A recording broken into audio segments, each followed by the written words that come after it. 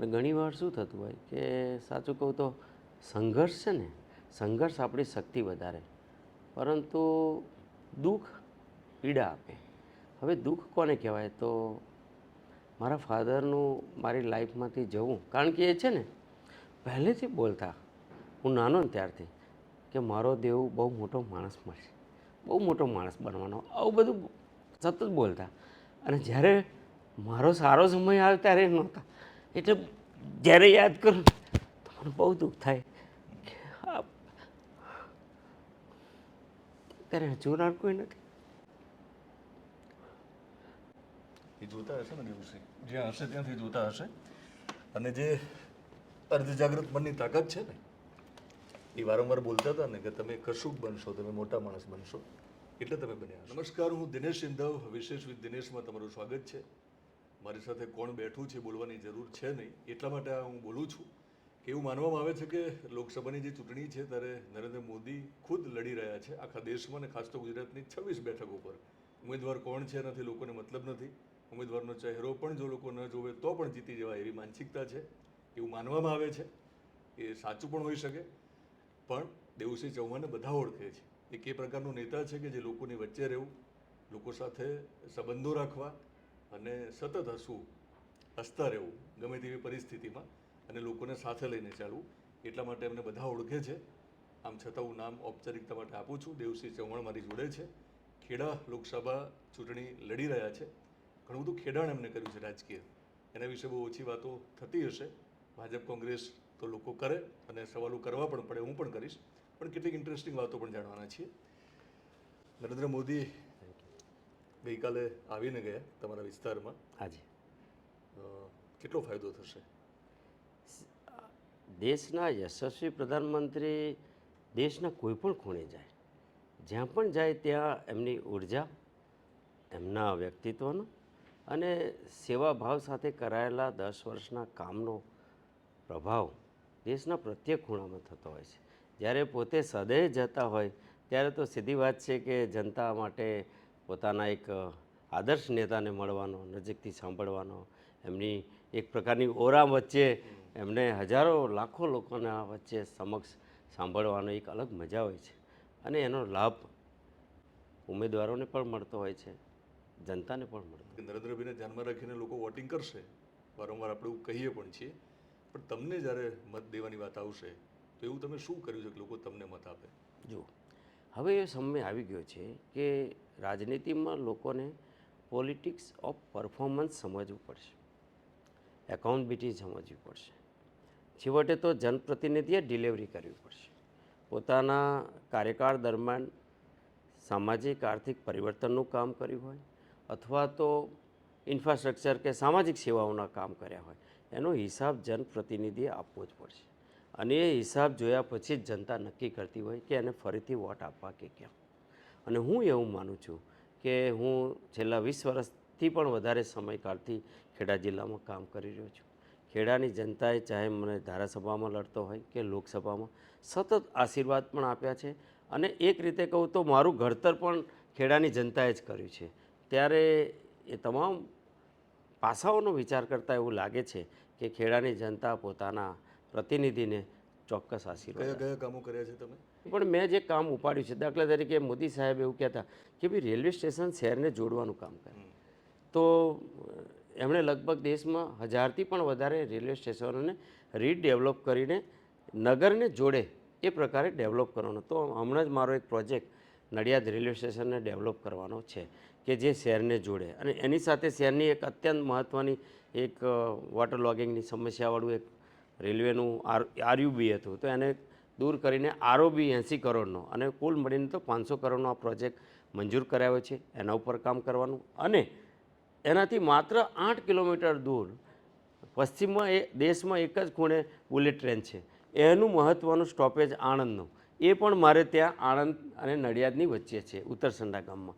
તો ત્યાં arrival, departure, સંલગ્ન બીજી એની જે એલિમેન્ટીઝ તૈયાર થાય લોકોને, અને લાંબા ગાળે આણંદ અને નડિયાદ એક ટ્વિન સિટી તરીકે ડેવલપ થાય. એક કલ્પના સાથે હું કામ કરું છું કે જ્યાં એવા આધુનિક ઇન્ફ્રાસ્ટ્રક્ચર પણ તૈયાર થાય અને જે નાના નાના ખેડૂતો છે ત્યાં હજુ પણ મેક્સિમમ ઇરિગેટેડ વોટર, ડ્રિંકિંગ વોટર. મારે ત્યાં કપોળણ વિસ્તાર છે જે પહેલાં મૂળ ખેડાનો પણ બાલાસિનોરમાં આવે છે, પૂર્વ બાલાસિનોરમાં, વિધાનસભા બાલાસિનોર અને કપોળણ તાલુકાનો પૂર્વ વિસ્તાર. તો તે આજે પણ થોડી ઘણી ડ્રિંકિંગ વોટરની સમસ્યા છે કે તો એનો ઉકેલ કરો.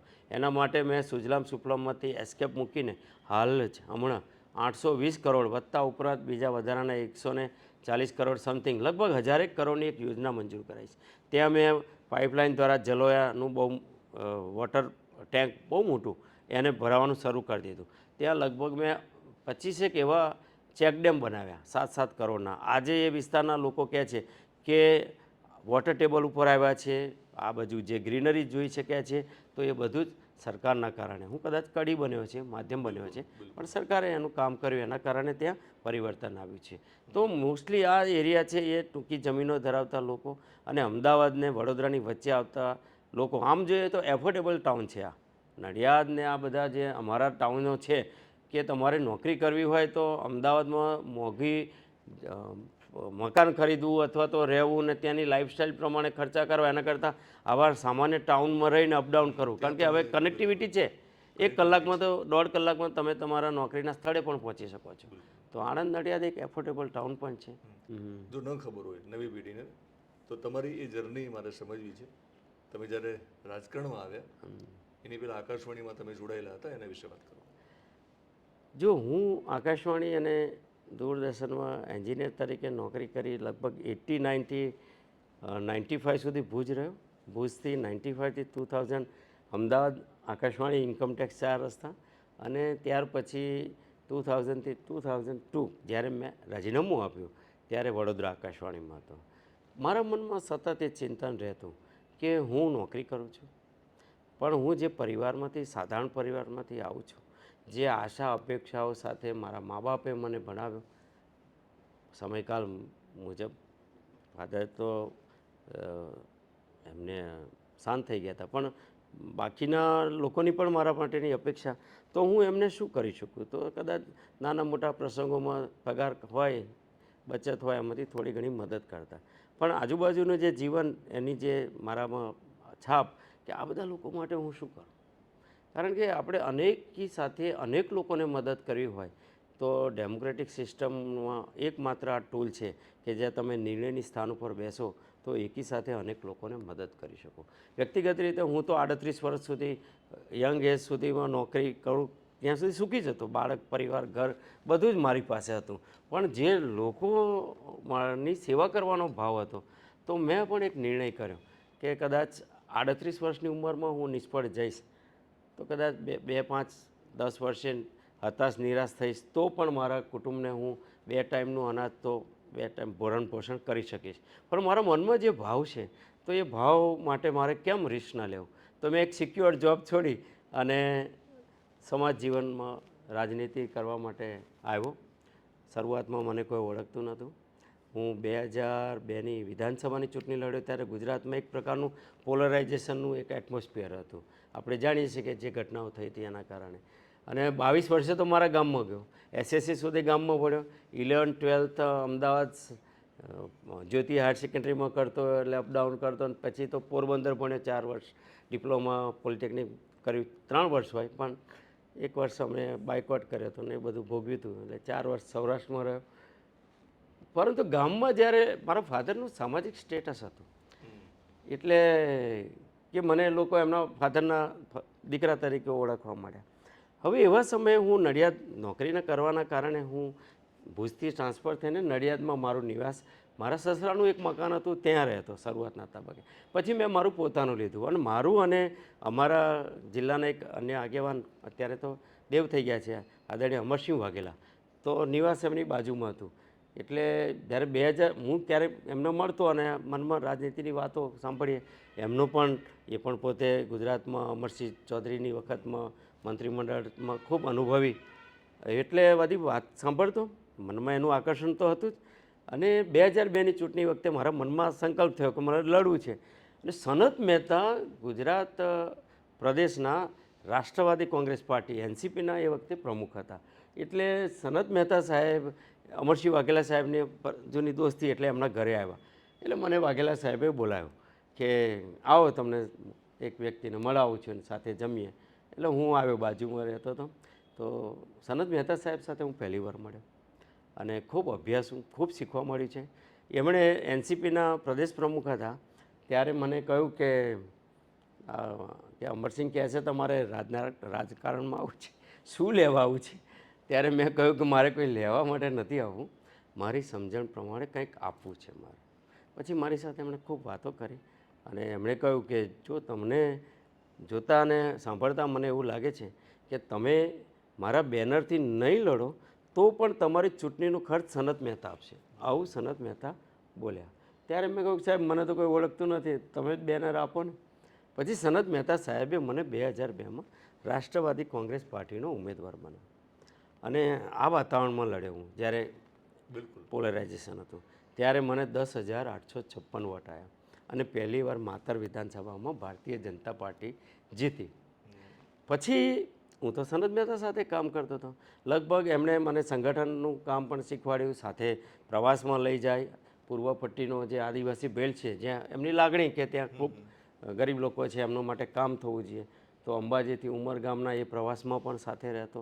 પાર્ટીનો પ્રદેશનો ઉપપ્રમુખ બનાવેલો. મારી નોકરી છૂટી ગયેલી. પરંતુ એક વસ્તુ કહું તમને કે જ્યારે હું હારી ગયો ને ત્યારે જ્યારે હું એમની પાસે ગયો ને ત્યારે મને એમણે કહેલું કે શરદ પવાર મારા મિત્ર છે સનત મહેતાના, તમે ફરીથી નોકરી જોઈન કરી લો. મારી ચીફ એન્જિનિયર ઓફિસ બોમ્બે હતી ત્યારે. મેં કીધું ના સાહેબ, હવે હું દિશા નહીં બદલું, હું આ દિશામાં જ કામ કરીશ. શું કરશો? મેં કીધું હું ખેડાના બસ સ્ટેન્ડમાં ઊભો રહીશ અને જે ગરીબ હશે કે જેને વાંચતા નહીં આવડતું હોય એને પૂછીશ તમારે ક્યાં જવું છે, આ બસ અહીં જાય છે. તો કેવું? અને તમે માનશો લિટરલી મેં ખેડા બસ સ્ટેન્ડની સામે એક મુલકી ભવન છે ત્યાં એક નાનકડી રૂમમાં લાકડાનું મેજ નાખીને મેં ઓફિસ ચાલુ કરી અને ત્યાંથી કામનો પ્રારંભ કર્યો. અને 4 વર્ષ લગભગ ગુજરાત વિધાનસભાની 2007ની ચૂંટણી આવ્યાના 6 મહિના પહેલાં એમણે મને એવું કહ્યું કે મારા 75-77 વર્ષ થયા. એક વસ્તુ કહી દઉં, અત્યારે મારે કહેવાય કે નહીં, મને સ્મરણ થાય છે. એમણે જે નાણાં મને લડવા આપ્યા હતા ને લગભગ 5-7 લાખ, જે મારા એક આકાશવાણીના મિત્રો હતા ને જયેશ રાવલ ને આ બધા અત્યારે ચૂંટણીમાં જ છે, એ બધા મિત્રો ત્યાં કંઈક નાની મોટી મદદ હોય તો લેવા જાય. તો એવું એ સનત મહેતા એવું બોલેલા જયેશને એમને કે એ છોકરાને જીતાડો, એને એક દિવસ આખું ગુજરાત ઓળખશે. અને હું ચૂંટણી હારી ગયો. પછી સાહેબ પાસે હું હિસાબ મૂકવા ગયો કે આ તમારા મોકલાવેલા નાણાં છે. તો હિસાબ જોયો, મને કે ભાઈ હિસાબ તો બધા જ આપે છે. પછી મારા હાથમાં પ્લાસ્ટિકની બેગમાં લગભગ 35-37 હજાર રૂપિયા જેવું વધ્યું હતું. તે મેં એમના ટેબલ પર મૂક્યા. તો મેં કીધું સાહેબ આ તમારા બધેલા પૈસા છે. મને કે ઊભા થઈ જાઓ. થોડા કડક સ્વભાવના હતા તો મને ડર લાગ્યો. પછી ઊભા થયા, બેસો કે છે. મારી જિંદગીમાં અનેકવાર ચૂંટણી લડાયો, કોઈ પૈસા આપવા પાછો આવ્યો નથી. તમે પહેલાં એવા છો કે જે નાણાં પાછા અપાયા છે કે. પછી મને કહ્યું કે તમે નોકરી કરો. મેં કીધું ના, હું નોકરી નહીં કરું, હું આ દિશામાં સંઘર્ષ કરીશ. આ પ્રસંગ તમે પહેલી વાર શેર કર્યો આજે? પહેલી વાર મારી લાઈફમાં મેં કોઈને નથી કહ્યું. આગળ તમારી જર્ની સમજવી છે. હા, પણ એક થોડી વાર એક સવાલ ભૂલી ના જતો તમને કરી લઉં. તમારા પિતાની સેવાભાવી પ્રવૃત્તિ અને એમની ઇમેજના કારણે તમને ઓળખે, હા, તમને ત્યાં સુધી પહોંચાડ્યા. વાતચીત ઘણી બધી થઈ હશે એમની સાથે, પહેલી વાર મિટિંગ થઈ ત્યારે. પણ એવું તો તમે શું તમે રજૂઆત હતી જે એમને આકર્ષી ગઈ? એકાદ જો વાત તમે કરી શકો. સનત મહેતા સાહેબ. હા, કારણ કે ઘણી વાર શું બેકગ્રાઉન્ડ ન હા, હોય તો પણ એટલે તમને સનત entry મળે. મહેતા સાહેબ પહેલેથી ગરીબલક્ષી. હા, હું તમને મારા અનુભવના આધારે કહું તો જ્યારે એમણે કહ્યું કે તમે તો આકાશવાણીમાં એન્જિનિયર છો ભાઈ, નોકરી કોઈને મળતી નથી, તમે આ નોકરી છોડી દો. અને બાળકો મારા બહુ નાના હતા. તો કે તમે આટલા નાના બાળકોને રખડાવી મૂકશો. તો ત્યારે મેં એમને કહેલું કે સાહેબ જુઓ, હું 38 વર્ષ થયા મને, અને હું કદાચ નિષ્ફળ જઈશ તો મારો આત્મવિશ્વાસ એવું કહે છે કે હું કોઈ પણ નહીં થયું. ત્યારે મેં ડિટેલમાં એ વાત એ મુદ્દો ટૂંકો એમને આકર્ષિત. અને ત્યારે મેં એવી વાત કરેલી ના, મેં કહેલું કે સાહેબ હું રેલવેમાં અપડાઉન કરું છું અહીંથી અમદાવાદ આકાશવાણીમાં જવા માટે. તો રેલવે બસમાં ટ્રેનમાં ડબ્બામાં બેઠો હોય તો લોકો એટલી બધી દલીલ કરતા હોય કે દેશને બદલવા માટે આમ કરવું જોઈએ, તેમ કરવું જોઈએ. પરંતુ જેવું એનું સ્ટોપેજ આવે છે તો પોતાનું ટિફિનનું ડબલું લઈને ઉતરી જાય છે. અને જ્યારે ઘરે પાછો આવે ત્યારે ડબલું ખાલી લઈને ઉતરી જાય અને દુનિયા બદલી જાય છે. પણ એ જે વિચારોની મક્કમતા હોતી નથી કે દેશ બદલવા માટે જે કરવું પડે એવું કશું નથી કરવું, માત્ર દલીલબાજી કરવી છે. પણ મેં નક્કી કર્યું છે કે મારે આ દિશામાં મક્કમતાથી કામ કરવું છે, મારે દલીલો નથી કરવી. એ વાત એમને એ વાત એમને ચોંટી ગયેલી. પણ તમને તમે જેમને વાત ગળે ઉતારી હશે નોકરી છોડવા માટે, હા તમને જે પરમિશન મળી હતી, એ તમારા ગૃહમંત્રીનું શું નામ? હા ભારતી, એ હું તમને જાણસાર કહું કે જ્યારે હું નોકરી છોડીને ઘરે આવ્યો, એ આમ શરૂઆતમાં વાત થયેલી મૂકી મૂકી કે ભાઈ, અને હું જ્યારે હું સાચું કહું કે પહેલેથી આકાશવાણી ભુજમાં હતો ત્યારે પણ લોકો કહેતા, જે રીતે હું નાનું મોટું કામ કરતો, મારી અંદર આ ભાવ પડેલો, એટલે કહેતા કે ભાઈ તું હવે આ બધું છોડીને રાજકારણમાં જા, આમ તેમ. એટલે હું ઘણીવાર વાતો કરતો ને, એટલે મેં ત્યારે આજે પણ તમને પહેલી વાર કહું છું, કદાચ ખોટું પણ લોકોને સાચું નહીં લાગતું હોય, મેં મારી વાઈફને કહ્યું હતું, કારણ કે એ જે સોમનાથ સોસાયટીમાં રહેતા ને એના આયોજક હતા ને કોઈ પ્રતાપસિંહ સોલંકી, નાની બધાની વાતો કરે ને કે અમારે તો એ એમની સાથે આમ ને તેમ. મેં કીધું તો સાંભળી લે, હું નડિયાદમાં જઈશ ને પછી આ બધા નેતાઓ નાના થઈ જવાના છે. 95માં અહીંયા ને ત્યારે કહેલું મેં.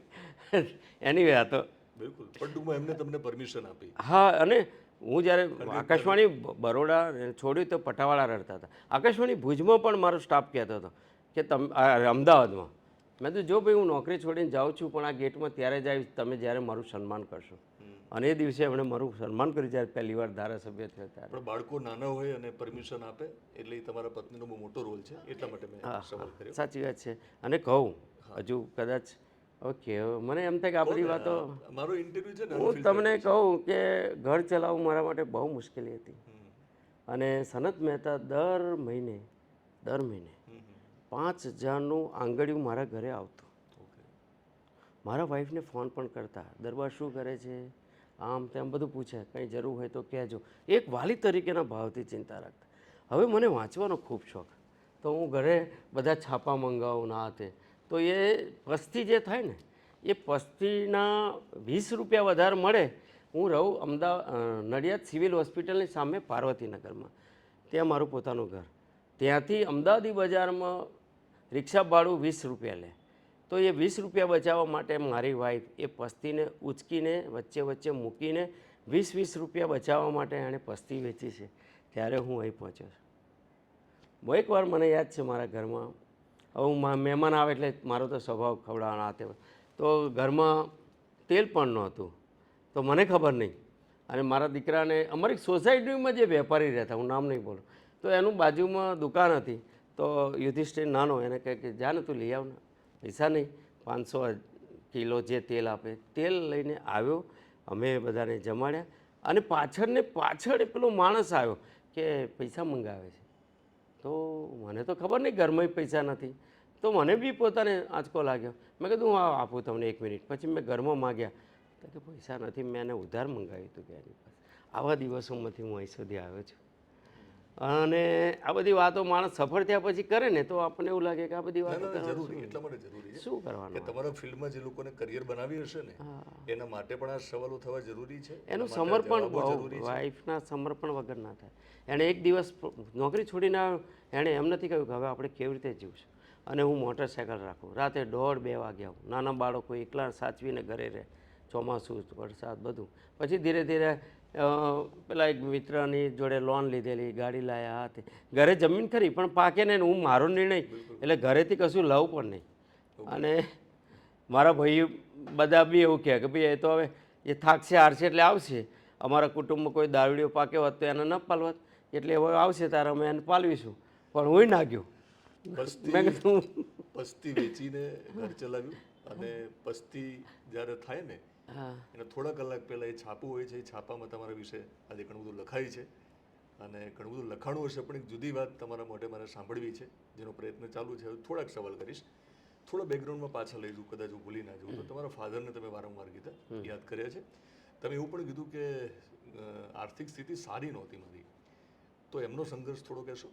હા, એ છે ને અમારા સમાજમાં જેને પટેલ કહેવાય, તો એ પટેલનું પદ હતું. એટલે આજુબાજુના 282 કહેતા, પણ પ્રેક્ટિકલી તો એ હશે 25-50. ત્યાં એ પેલું પટેલ પણ હોવાના કારણે ઘણીવાર ન્યાય કરવા જાય, વિવાદ ઉકેલવા જાય. અને ઘરે કોઈ હોય કે ના હોય, મહેમાનો સતત આવતા રહે. ઘરની સ્થિતિ તો જમીનો ખરી પણ એવું બધું, પણ મારા બા મને બરાબર યાદ છે કે સવારથી સાંજ સુધી રોટલા જ ઘડે, વેળા કવેળા જે આવે, અને ફાધરનું કહેલું કે ઘરે આવે અને જમાડવાના. તો ઘરે એ જ ભાવ અને એને ઘણી કદાચ એમનું એ બધું જ પુણ્ય મને લાભમાં આપે છે. એમ કહું ફાધર અત્યારે મને યાદ આવે.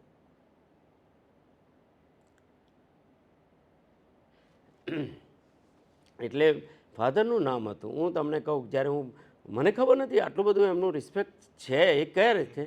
મને જ્યારે એક જય સ્વદેશ નામનું મારા ઘરે છાપું છે 1936નું. એ વખતે કલેક્ટર રાવ બહાદુર સાહેબ એમાં છાપામાં જે લખ્યું છે કે પાટણ સુધીના અને આજુબાજુના બધા લોકોનું એક બહુ મોટું સંમેલન મારે ત્યાં થયેલું. અને એ વખતની પેલી આઝાદ થયા ત્યારે બંદૂક ફોડેલી પેલા ઘરના નાળિયામાં એને ઝાડ આંબલીના ઝાડ સાથે બાંધીને, અત્યારે તો ત્યાં બસ સ્ટેશનનું બનાવ્યું, એની સાથે બાંધીને ફોડેલી છેલ્લે આઝાદ થયા. એટલે એમનું એટલા બધા પરગણામાં ખૂબ નામ આજુબાજુના. તો હું જ્યારે પ્રચાર નીકળેલો ને 2002માં, ત્યારે ગરીબ લોકો એની પાસે બીજું કશું ના હોય, પણ ઘરના પહેરવાના સાડલાને આપણા આના ગોદડા ઉપર જે ચાદર પાથરીએ ને એના ઉપર મને ચલાવે. તો મને એમ થયું કે આ મને આના ઉપર કેમ ચલાવે?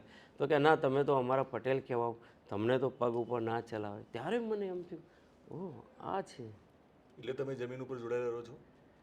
રહેવું એ જોઈએ, વખતે ચાદર પાથરી હતી એટલે જમીન સાથે જોડાયેલા રહો છો ત્યાં? રહેવું જોઈએ. અને હું આ જીવન રહીશ, ક્યારેક એવો ભાવ ના આવે. અને હું સાચું કહું, છેલ્લા કેટલાક વખતથી મારામાં સાક્ષી ભાવ આવ્યો છે. આ બધી ઘટનાઓને હું એબસન્ટ થઈને જોઉં છું. ક્યાં વાત. કોઈ એની સાથે એટેચ થતો નથી. સ્પિરિચ્યુઅલ જર્ની શરૂ થઈ છે અંદરથી?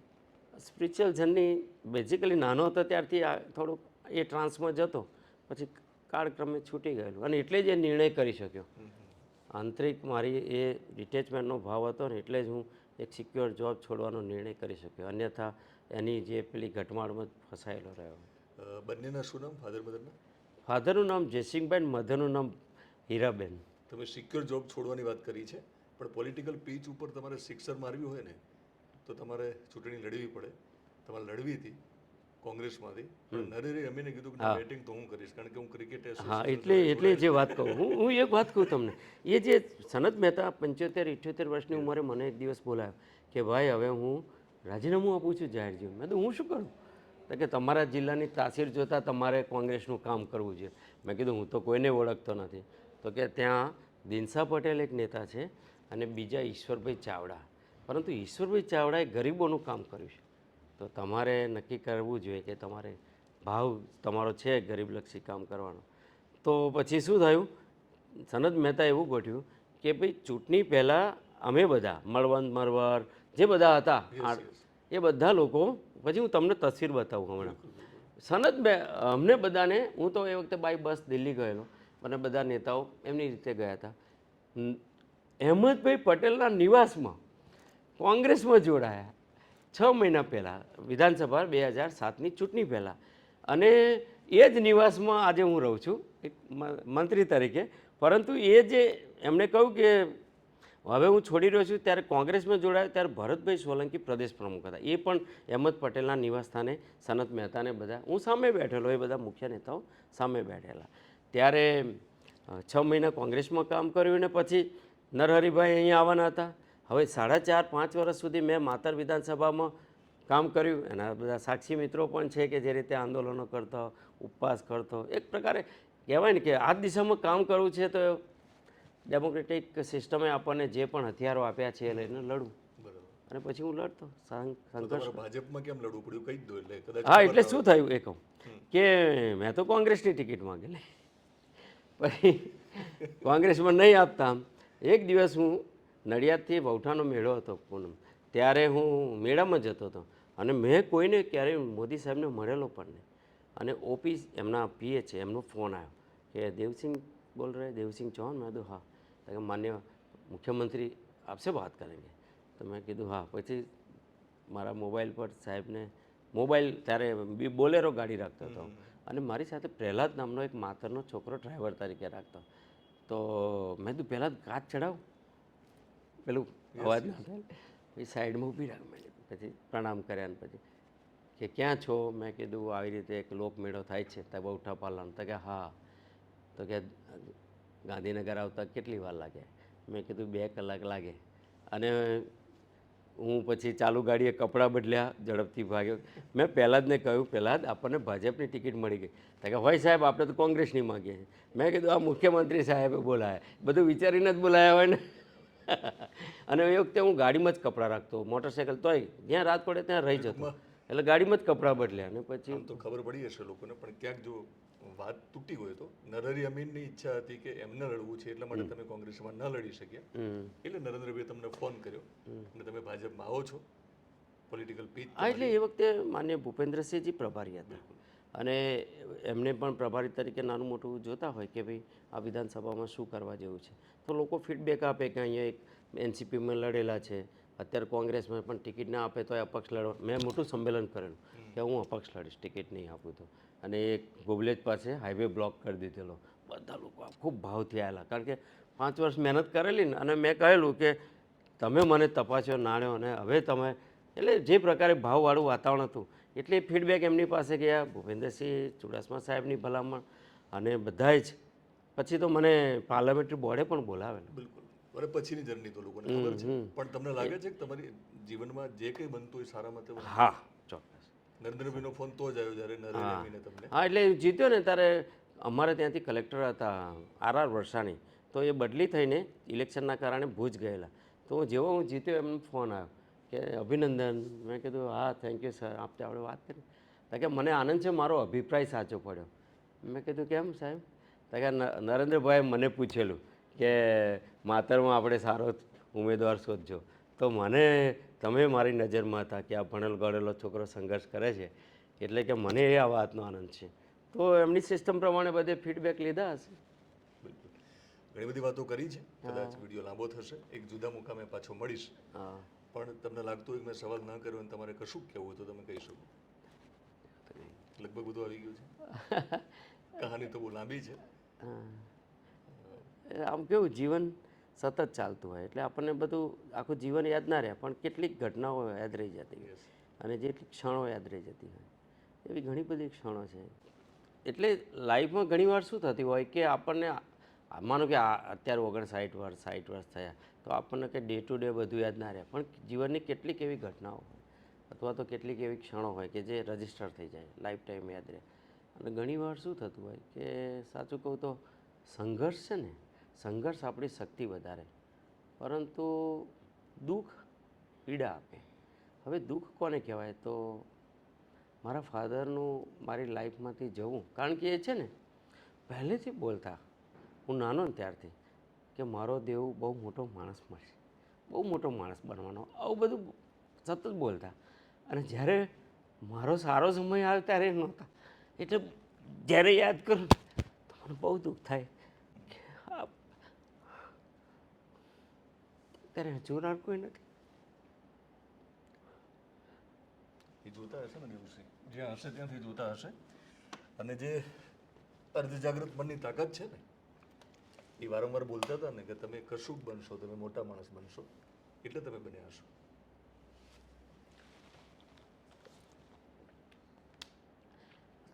તો ઘણી વાર એકલો પડું તો આ બધું યાદ આવે તો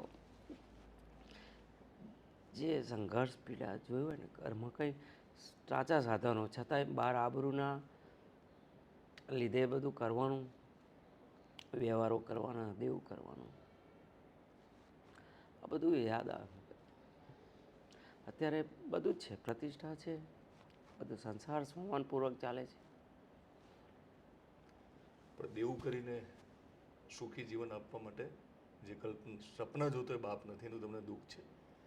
અને એટલે તમને યાદ એની આવે છે. ગેરહાજરી છે ને એનું દુઃખ છે મને, બીજું કાંઈ નહીં. એટલે માણસના જીવનમાં સંઘર્ષ શક્તિ આપે, પણ કોઈનું જવું ને એ બહુ મોટી પીડા આપે, દુઃખ આપે, એનું દુઃખ છે બસ, બીજું કાંઈ નહીં. શું કરવું છે એમના માટે? એમના આત્માને આમ તો મોક્ષ મળી જ ગયો હોય, પણ હવે હું તમને સવાલ કરું, હવે પછીના જે તમારી પાસે વર્ષો છે, તો એમને ગમે એટલું જ સરસ કામ કરી રહ્યા છો તમે, પણ તમારી સ્પિરિચ્યુઅલ જર્ની મને લાગે કે અંદર ચાલી રહી છે, કદાચ બહુ ચર્ચા નથી કરી, જુદી કરીશું આપણે. શું કરવું છે? રાજકારણમાં રહીને સેવા તો કરશો તમે, પણ વધારેમાં વધારે સનતભાઈને પણ ગમશે, કારણ કે ગરીબોના મસીહા હતો એ માણસ, આ બંને માટે શું કરવું છે? જો ઈશ્વર જ્યાં સુધી તક આપે, શક્તિ આપે, રાજનીતિની શક્તિ કહું છું, યસ યસ. ત્યાં સુધી એ કામ કરવું છે, વિશાળ સમાજના હિતમાં કરવું છે. વ્યક્તિગત રીતે તો જે નાની નાની એ વખતની જે દ્રષ્ટિ હતી ત્યાં સુધી કે ભાઈ આજુબાજુનું દુઃખ, ઘણીવાર શું થતું હોય કે આજુબાજુના ઘરમાં ક્યારેક અનાજ અમારા ઘરમાંથી જતું હોય, ક્યારેક એના ઘરે કોઈ પ્રસંગ હોય તો એ લોકોની વ્યવસ્થા જોઈ હોય તો આપણે થાય એ મદદ અમારા પરિવારમાંથી થતી જોઈ હોય એટલે મનમાં એમ થતું કે આ લોકો માટે શું કરવું આપણે, અને એ થયું. પણ હજુ એમ થાય કે જે સામાજિક પરિવર્તન કામ એ કદાચ રાજનીતિમાં નહીં હોય તો પણ સતત ચાલુ રાખવું એવો ભાવ છે. બેસ્ટ ઓફ લક એના માટે. Thank you. અને મને મજા આવી છે. હા, અને બીજી વાર મળીશ. એક પોઝિટિવ પોડકાસ્ટ શરૂ કરું છું ઇલેક્શન પછી. હો. એમાં આપણે બધી જુદી વાતો કરીશું. હો, એમાં કશું ભાજપ કોંગ્રેસને કરીએ ના કાંઈ નહીં. બરાબર ને. એમાં એક એવા દેવસિંહને મળવાનો પ્રયત્ન છે કે જેમાં અંદર બેઠેલો જે દેવ છે, જે રામ છે, એના વિશે વાતો કરીશું. Thank you.